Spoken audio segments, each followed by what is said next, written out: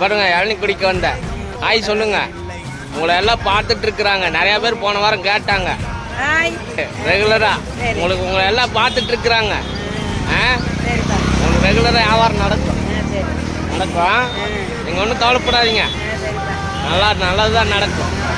ஆமா, உழைச்சி சம்பாதிக்கிறோம்ல, அதுக்கு என்னைக்குமே கடவுள் கூட துணை இருப்பாரு. ஆமா, அதுக்கு என்னைக்கு வரும்போதும் அதுக்கு கெட்டதே நடக்காது. அதனால